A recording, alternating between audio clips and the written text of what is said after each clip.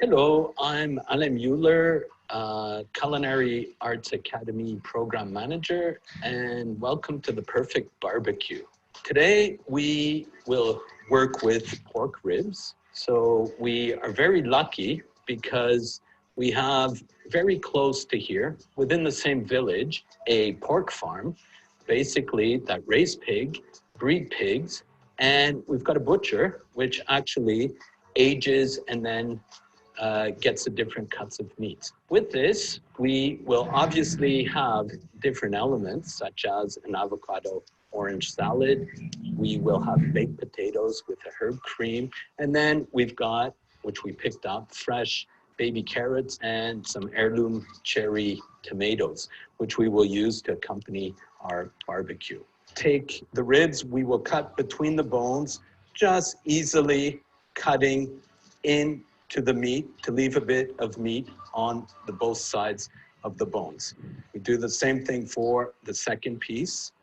Little mix seasoning. So this is my own preparation. You've got pepper, paprika, various dried garlic, onions, and many mixed spices if you want. And I use this on the meats when I do a barbecue.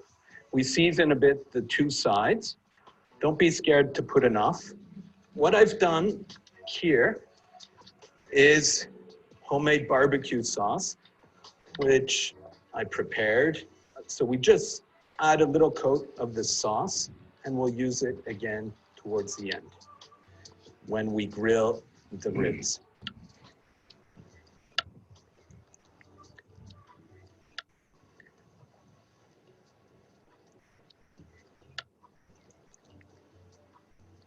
Take a Ziploc bag like this, open it up,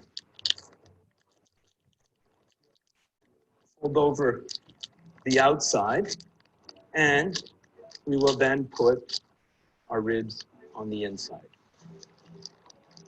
Now the idea here is to get all the air out. How do we do this? Well, it's quite simple. Either if you're inside, you use a sink, fill it up with water, and the goal is you just plunge the bag into the water, making sure no water gets into the bag, and this will push out the air. If we pull it out, you've got really all the air, no water inside. We double check that the seal is correct, and we'll repeat the operation with the second bag. So our ribs are nicely sealed in the double bag. Now what we do is using our thermal plunger, water bath, they will cook at 60 degrees for 48 hours. Now, you might tell me, well, not everybody has one of these thermal plungers. How could I cook them otherwise? Well, there's a very simple way. Take your ribs, same process, marinate them like I did with the barbecue sauce, and then you wrap them up in plastic. This plastic, you could wrap it up then in aluminum foil and put them in the oven for 24 hours at 80 degrees. And this will do a similar job. I must say, when they cook 48 hours, you can be sure that the meat will come off the bone. And we still have to finish the cooking after the 48 hours. We will then smoke them for about 3 hours, and then we will finish them off on the grill. Coat them with a bit of barbecue sauce, just give them a little crust on top, and you'll just see that the meat comes right off the bone. This is mouth-watering, and then with the other accompaniments, the avocado, orange salad, the baked potato, it's just the perfect barbecue. As you can see, the Oklahoma is a very interesting barbecue. We have a smoking chamber, a grilling chamber, and there where we put the meat hanging in order to be smoked. Smoking chamber, here we've got the coals, which are nice and hot. We will add some hickory chips. We just sprinkle them over the top of our coals. We will use some finer chips, which are also hickory. As we cover, they will develop quite a bit of smoke. This is the mixture I made, and it's really some chips or these smaller pieces of wood, which I took from a pine tree. So we close this, we adjust our air, And then you will see the smoke starting to come. Now the next chamber, it will be important to break down a bit the wood. Here, we need the coals because that's where we will be grilling a bit later on. And we need to keep a stable heat. So now we will put our metal grills, which will simply go on top here. And like this, we could then close the chamber. From there on, we can measure the temperature and keep track of it. If we need to cool it down, we open a bit. And now our smoking chamber is ready to have the ribs come inside. For about, maximum, I would say, between 2 to 3 hours, we will gently smoke the ribs. We're gonna get the ribs out of the water bath now that they have cooked 48 hours. It's very good that we have 2 bags because there's a little bit of water in the first one and all the meat juice in the second one. The meat juice we will keep in order to actually use for our barbecue sauce.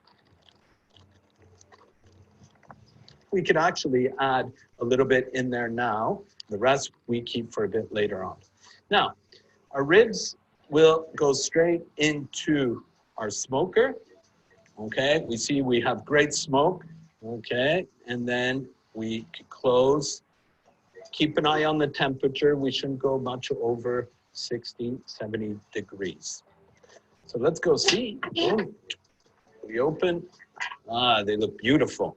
Now we will gently pull them out. They're not too hot because we're only at 60 degrees, yeah? And now we will just brush them with a bit of barbecue sauce. And like this, they'll be ready to finish off on the grill. Turn them over and do the same thing on the other side. The goal now is just to give them a little crust on the outside. And like this, we have the tender meat and the crunchy outside. We're ready to put them on the grill. To get a little more flames under the ribs, we will open our smoking chamber. We've got to keep an eye on them now because as it is flaming, we will have to churn them regularly and keep on putting a little more barbecue sauce on them. Okay, the goal is to build a crust on these ribs, always to keep them moist so they're not dried out and they're not burnt. This process is very important because you don't want to leave the ribs unattended because they'll burn very quickly. Don't forget the meat has been already cooked and therefore we just want to get that little crispy note. Okay, the carrots will stay crunchy, a little more sauce, and then we're almost ready with the ribs. This one's nice and ready. As you see, beautiful, nice and crispy, and these ones are as well. We will take one of these little rats, put it on the side. Very simple, a few of these carrots on here, just as a little garnish. And then we could add a few of these beautiful tomatoes. Yeah. And there we have the ribs. With this, of course, we will add the baked potato and we will add the avocado and orange salad. And that will make the perfect barbecue.